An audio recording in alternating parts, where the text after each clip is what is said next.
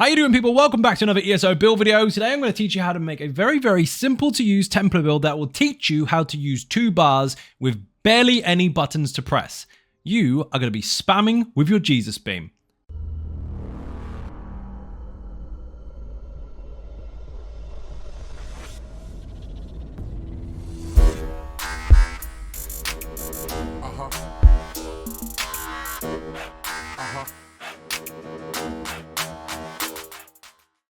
So as the intro obviously indicated, we are basically going to be using our Jesus beam as a spammable. Your execute is going to be your constant used skill. We're going to use it at the beginning of the fight and at the end of the fight. And as you go through execute phase, 50% and under, that is when you're going to really ramp up. And depending on which variant of the build you choose, depends on how dramatic that Jesus beam is. Now, I know people like to get really impatient and go straight to the gear section. That is what I like to call all the gear and no idea. All the information is going to be in the video as to how this works, why it is designed, and what you need to do. So if you want to fully understand the build, obviously pay attention to those sections. But for those of you who don't want to dive into it straight away and start farming before you even listen to the rest of the video, obviously I'm going to do the gear first. So this will make more sense as we go through the video, but Deadly Inferno, base game, Cyrodiil, you can buy it off a player. Yes, that is accessible to all. Anyone can get this, no dungeons, no trials required. Inferno staff with a flame glyph to make sure we can keep up burning status, because we're going to need that for our wall of elements. That will come in the skill section later. Precise for as much crit chance as possible. Weapon and spell damage, crit chance, weapon and spell damage, and all of our damage over time or channeled skills have 15% increase to them. Our Jesus beam is damage over time. Our wall of elements is damage over time, and our flare is damage over time. Everything we're doing is boosted. Backbar weapon, you do not need, listen very carefully, you do not need the perfected version. The perfected version only gives you extra pen. We've got loads of that anyway, and it only works on the back bar. What doesn't only work on the back bar is the proc that comes with it, or the benefit that comes from it. We will be firing wall of elements on our back bar, so it will be stronger due to this weapon even when we swap. This is infused with a weapon and spell damage glyph, and every single time we maintain our wall of elements, every time it's due, that glyph will fire. So we'll always have that weapon and spell damage uptime no matter what, as long as the skill doesn't fall off. So normal Maelstrom staff or Vet Maelstrom staff, whichever you prefer. This all lines up with this because Deadly obviously boosts the damage of the wall of elements, and this stacks on top of it. So we've got 2 benefits to 1 skill here and 1 benefit to all skills. War Maiden on the hat alongside the body. This is from Overland. This is from Morrowind. Morrowind is actually now base game and has been for some time, and you can farm it or you can buy it from a player. You can get it off the market. It is tradable. Crit chance, max magic, weapon and spell damage. Perfect for the build. We're using all of that. And it adds 600 weapon and spell damage to your magic damage abilities. Bear in mind, this does not affect our wall of elements. Yes, you can argue that you can increase your spell damage instead with things like Sororia or Burn and Spellweave. And those 2 are very good options, but bear in mind, Sororia will have less crit chance, and you will have to maintain its awkward proc.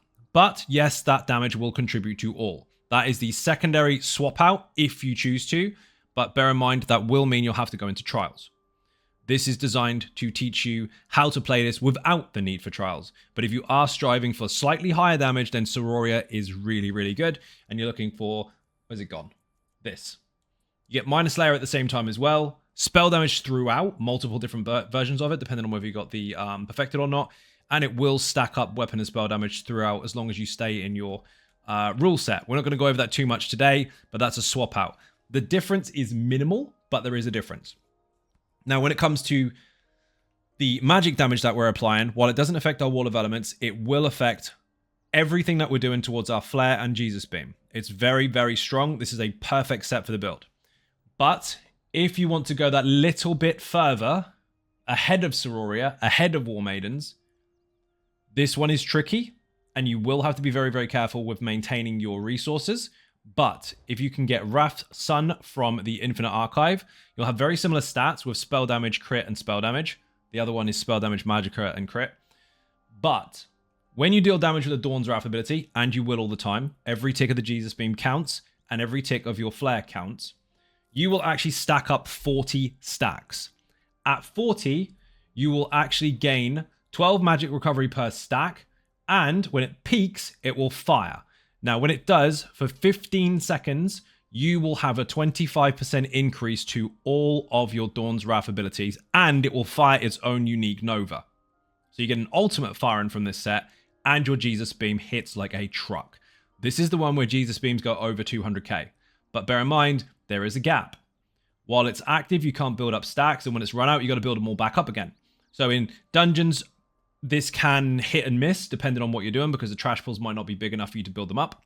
And in a trial, this is going to be quite consistent on a fight, as long as you can maintain your Jesus Beam. Infinite Archive, until you get to about Arc 3, you're not going to see this really fire, because everything is already dead. But if you're good at it, if you know what you're doing, and if you're further in those arcs, or you're in an active trial where you're fighting long boss fights, this is insane. Now, everyday use War Maiden. Wrath, none of you can really handle it. Sororia, if you end up doing loads and loads of trials and you want to make it slightly stronger than the base version. Now, the purpose of this particular build is to make sure that Jesus Beam can be a spammable. It will be really strong all the time, and then escalate like hell at execute. So far, the extra magic damage, the extra damage over time, and then the Wall of Elements with the glyph will give us a big benefit to the overall DPS as well, including Area of Effect, even though we don't have any from the beam.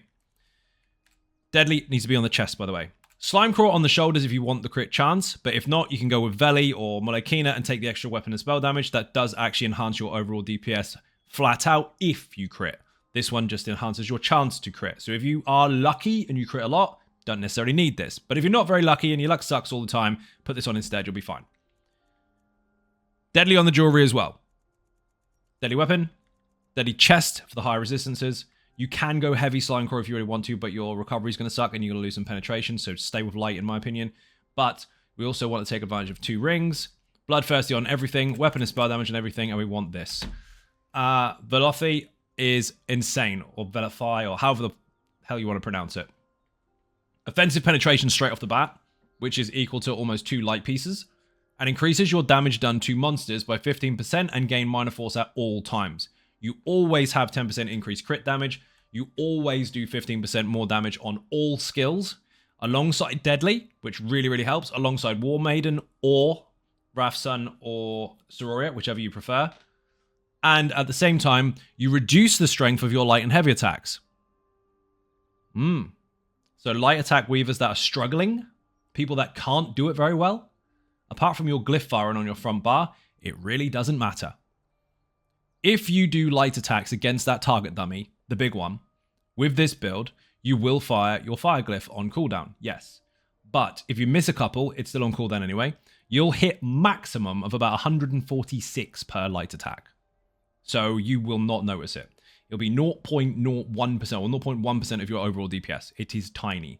So if you can maintain those, great. It's a good habit. But if you can't, you're not at a loss. You will be absolutely fine. If you want to fire your glyph, though, you will need to practice it a little bit. So this is designed to be accessible and easy. Now, how do you use it? Simple. Skills are very important, obviously. We want to make sure it's easy for the player to use, so we've got Radiant Ward on both bars. This comes from the Adric Spear skill line. It's a damage shield that you activate close quarter, and it will obviously shield you, but the more enemies, the bigger the shield.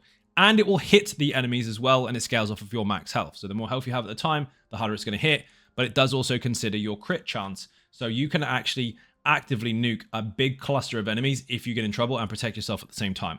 It's on both bars for accessibility because this build is designed to teach you how to use 2 builds. So if you 2 bars even. So if you do get stuck on the back bar by accident, your skill is still there and it's still on the same button, so you don't have to panic.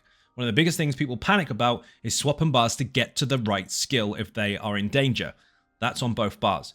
But that also lines up with our passive, because the Adric Spear bonuses give you extra critical damage if you have one of these abilities on your bar, and we have one on both. It also increases the amount of damage done to blocking targets, and again, it's on both. So if you do get caught short on the wrong bar, you're still defended, and you've still got extra bonus damage, so that if anything is already running, you can still perform absolutely fine.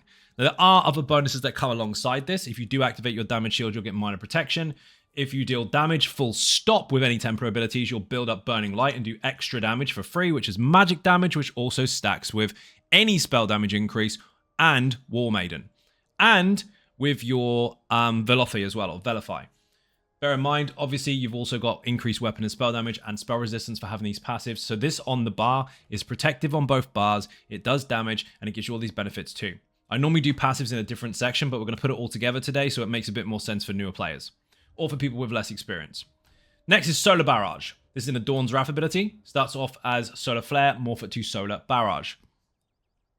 Activate this, leave it running for 22 seconds, reactivate it again. If you heavy attack, your heavy attacks will do more damage. That's technically irrelevant for us because we're not really doing them that much. And obviously ours are weakened by 99%. But you can still use them to maintain resources if you choose to. And the Flame Staff does come with its own dot if you do a heavy attack. That side effect of the skill is nice. What we really want it for, stay close, use this all the time. And if you do end up losing it, you lose a buff. So this is why you need to maintain this one thing above all.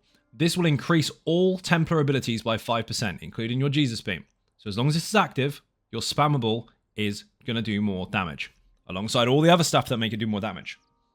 So do not let this run out. This is your one major skill. This one here, your damage shield, is if you're in trouble, so you rarely use it.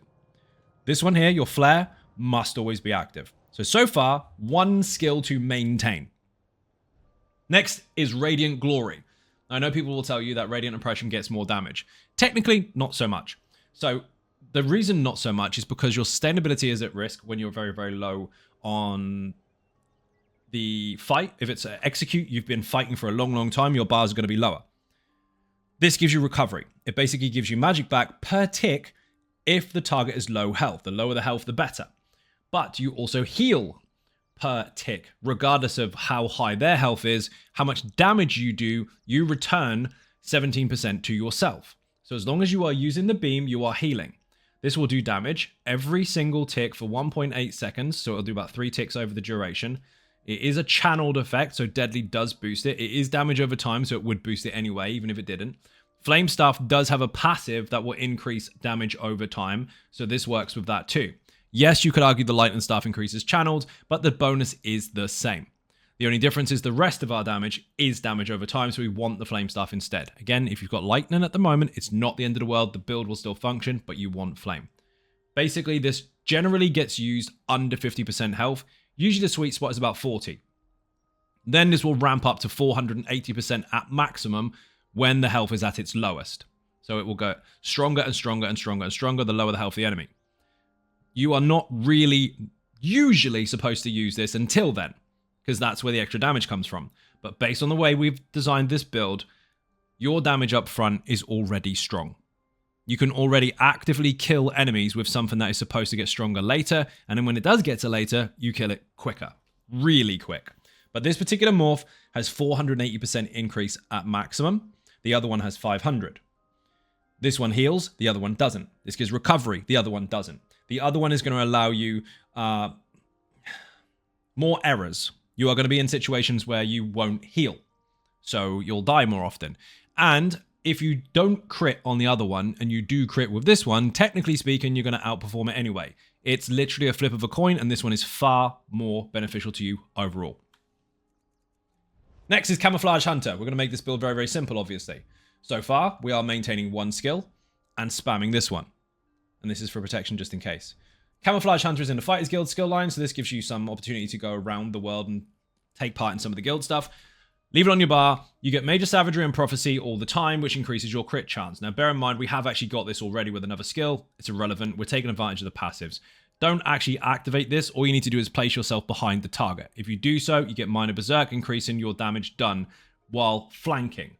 That damage increases 5% overall, which stacks with everything else we're doing. So if you can line yourself up there, that's perfect. You don't have to activate the skill. Just leave it there. The benefit you'll get from this, however, is that while this is on your bar, you increase your weapon and spell damage for each skill slotted. So we have this and the ultimate. So we've got a 6% bonus overall. That's it. Leave it there. Both bars. Again, if you're on the back bar, you aren't caught short because it's still there.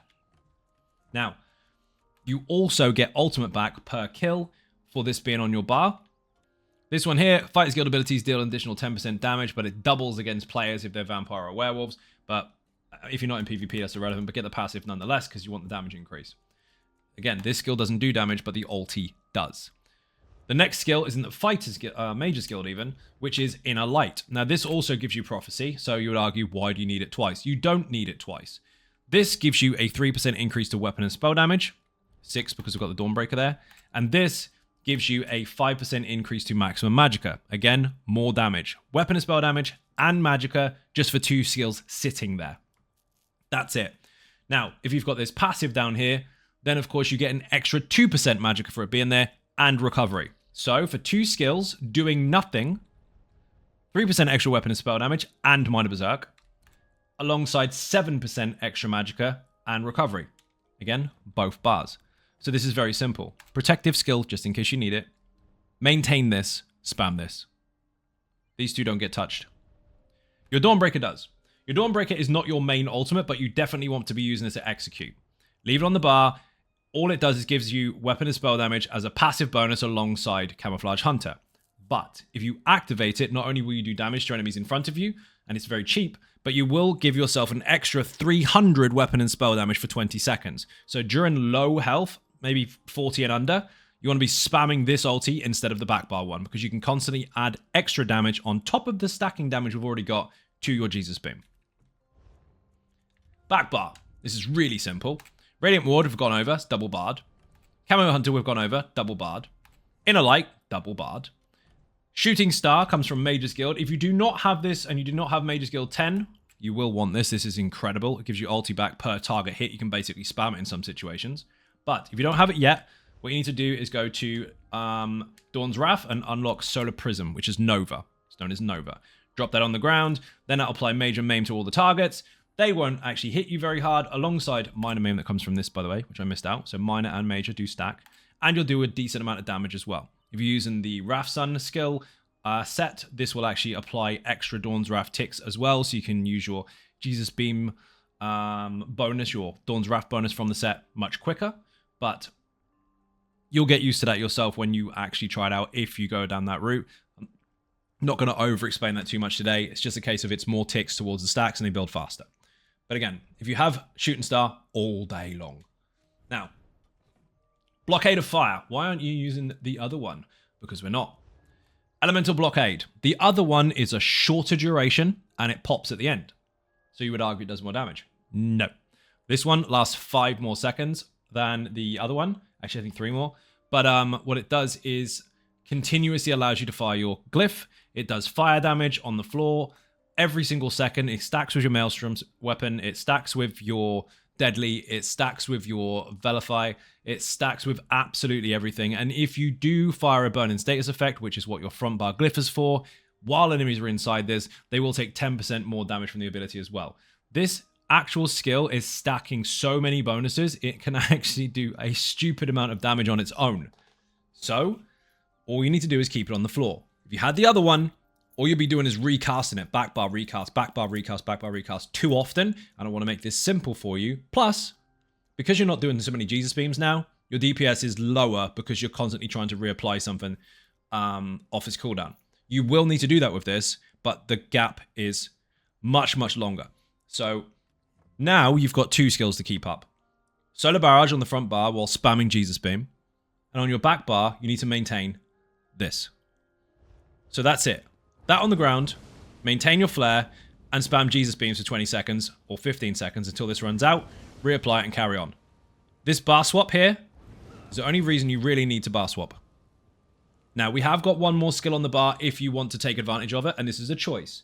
I would apply this at the beginning of any fight just to give yourself a resistance buff to start with and some nice recovery and such, and some heals. But if you've got a Warden in your group, you've got an active healer, you may not need this at all anyway, so it's up to you as to when you need it.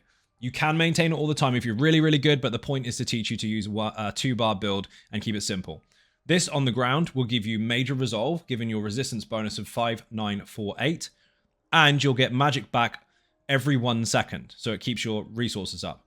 Technically, our resources are really, really good anyway, because we get it back during our Jesus Beam if it's low health, but this does stack alongside it. While inside the rune, you will have a higher heal, but while outside of it, you'll have a lesser one. But either way, you'll still get a heal every 1 second based on your maximum health. So put it on the ground, take the heals, take the resistance buff, take the magical recovery, and just maintain what you're doing. or use it when you really think you need it. It's not an emergency heal as such, but it does keep your resistance up and it is nice to have. But if you can't manage it because you're trying to keep things simple, all you need on this back bar is this button. That down, Jesus beam the crap out of it while flare is maintained. Now, if you have your ability timers turned on in your combat settings, you will be able to see the bars. There is a video for this. I'll show you in the PC options just so you know what you're looking for. But in gamepad mode, the setting is still there. You want to go into combat and you want to make sure that you've got your ability bar timers on and the back one on as well. Now, what that will do is when you are in combat or if you're losing any resources, it will show up. Where is a target dummy? You'll do. As you can see here, I've activated my flare. If I swap bars while I'm in combat, it will show a yellow bar where the other skill is. And this wall of elements here, if I swap bars, I can see the timer on my front bar skill, but I can see the yellow bar from the back one going down. That is how you track your skills. You've got a second timer counting down, or a visible number timer going down rather, every second, on the one that you're on, and a bar to follow on the one that you're not. Maintain that wall. While on the front bar, keep an eye on that loading bar. And when it goes to 0, go back to it and carry on. Now, I usually go into passives and everything in this. I've gone over some of them already, the ones that are important. But basically, if you follow the class guide, everything you need to know is really in there. But there's a couple of extra videos on the channel about Templar changes lately. Most of them don't actually apply to this build anyway, so it's borderline irrelevant. But the class guide will help you nonetheless. But Adric Spear we went over already. Dawn's Wrath, you want to make sure you get every single one of these because you will actually give minor sorcery to you and your group, increasing weapon and spell damage for them. In fact, just spell damage. You generate ulti if you use a skill once every 6 seconds. We're going to be spamming them. And you also reduce the cost of stuff. At the same time, you've got this particular buff here. If you are using it, you can get increased heals and extra benefits for maintaining it. And of course, you res faster than anybody else in the game. So that's the breakdown of those really, really quickly. The Destro stuff is quite simple. If you heavy attack, you put a damage over time on the target. Our heavies are low, our lights are low, but if you do need to get resources back, especially during off balance where the resource return is double, you will still do damage over time. You won't necessarily completely nuke your DPS by doing something that doesn't do a lot. Destro staff abilities ignore resistances for 2974. You have extra chance to apply status effect for holding a staff. You have 12% increase to status effects and damage over time, which lines up perfectly with everything we're doing. And of course, you get magic back if you kill something with a Destro staff skill. Now, we are wearing multiple different pieces of light armor. Every single bonus that you have gives you one of these. So we've actually got 6 pieces of light so far, alongside 1 piece of medium. And every single one of these will give you bonuses to help the actual overall build, including reduction to cost, extra recovery, crit chance, resistances, and of course, pen. Our penetration values are very high, especially alongside the Destro passives. Medium, of course, we've got a 2% crit damage bonus and 2% weapon and spell damage bonus, and some reduction to dodge roll cost and sprinting, because we've got the 1 medium. Don't use any heavy, you don't need it, and it will just mess up the build, because you need to have deadly on either way. And if you do decide to change stuff around, then you're going to make a bit of a mess of it, because you're going to end up with 1 medium piece, which you do need. You're going to end up with a heavy piece, which you might feel like you need. And then you're actually going to sacrifice one of your light armor passives, meaning your pen is down, your crit is down, and then everything gets a bit choppy. For the sake of extra survival, it becomes a bit more difficult to maintain your resources. So it is a choice. You can do so if you want to, but that is only going to work with the Wrath Sunset, because everything else is light and medium anyway. Short version, 6 light, 1 medium. Don't mess with the rest. Now, we are obviously going to take advantage of Undaunted, which will give you resources back if you take synergies. And of course, we've got an extra bonus, 4% across the board, for health, magic, and stamina for using 2 types of armor. Now, when it comes to your race, it doesn't really matter. You can choose anything you want, but we have chosen High Elf specifically to take advantage of some bonuses that they do actually carry. If we activate a Magicka ability, because our bar is higher than our stamina, once every 6 seconds at least, we'll get stamina back. Also, while channeling or using a cast time ability, so a heavy attack or a Jesus beam, you take less damage. We have maximum magic of 2k, which is the highest in the game alongside the Breton. And we also have 258 weapon and spell damage, which is the same as a Dark Elf and an Orc. So we've got really high weapon and spell damage, really high Magicka, and also defensive bonuses and return resources so we can block and dodge more often.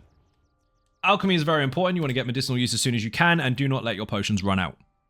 If you let your potions run out, you lose your recovery bonuses, and then you lose Magicka faster.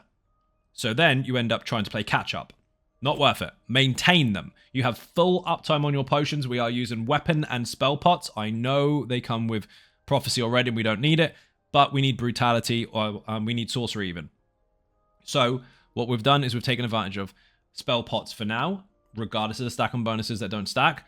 If you find you're in a group with a Dragon Knight and they can maintain molten armaments or any of its variants, then you don't need spell pots anymore because they carry sorcery for you, which means then you can swap to tripods. Bear in mind though, because tripods are really, really popular, spell pots are cheap as fuck right now. Now, gear is done, skills are done, passives have gone over very, very briefly. Champion points. It's not the end of the world if you don't have loads of champion points. You're going to have to get these ones here because they are kind of passive. They stay with you forever. Get these nice and early. Obviously, you want some mitigation bonuses along the way, and you want to get these crit bonuses and Magicka bonuses and all that good stuff, alongside status as well. You want to get all these stuff eventually. But which blue ones do you want to aim for? Easy peasy. This one, slots, 50 points, increase weapon and spell damage throughout. Nice and easy for damage and skills. This one here, extra crit damage. We are actually capped on crit damage if you have minor brittle, major force, and minor force. So this is perfect. You don't actually need backstabber because that will put you 2% over the top. And deadly aim, increasing single target damage, which is our Jesus beam and our glyph. And also thaumaturge, which increases damage over time, which is the wall of elements, the flare, the status effect from our glyph, and the Jesus beam. So these two obviously stack together. This stacks with them, and so does this. So everything we've got adds damage to the main source of damage that we're supplying, or applying even. Red stuff is quite straightforward. You want to get all these passive ones again as and when you can, but the path you want to take is here to here to here to unlock your health bonus, and then take both of these bonuses here. One will give you magic back when you get a kill, the other will give you stand back when you get a kill. Keep both resources up. In the meantime, these don't need prerequisites, health and armor. The rest you can do in your own time. It's no rush. Green tree was changed. These used to be all slottable. Now they're not. So we don't need to slot anything. So you want to get these passives as soon as you can. This one gives you a chance to use a potion and it doesn't even consume one. This increases the duration of your food. This will actually make you use your soul gems to recharge less because they consume less of the bar. This will give you higher quality loot from chests. This will help you get more stuff from deconstruction. It doesn't really matter where you go with this. Just unlock the bloody things. But you are going to want this. This will make you run faster between fights. Easy peasy. So get that, slot it, you're pretty much done, but the rest is all really, really nice. Now, rotation. This could be very, very difficult for you to understand. I'm joking. This is designed to be easy. This here, if you can maintain that, fantastic. If you can't, it's not the end of the world, but don't get hit too hard. If you've got a warden, covers that buff anyway, you just need some heals. Now, this is your wall of elements. Last 15 seconds, leave it on the ground under the target. If you move to a new target, put it under them. That will maintain your glyph. If you look very carefully at my bars, obviously there's loads of buffs and bonuses being shown, but I'll show you which one to look for. So, while this is here, look carefully. Right hand side of my buffs and bonuses, there is a sword, and it's counting down from 4 seconds. That will reapply itself before it runs out. That is where you keep that wall down. Our weapon and spell damage is up the whole time as long as that wall is down. Because our glyph is firing off of cooldown and it is elevated due to the infused trait. Maintain your potions to keep your brutality and sorcery up.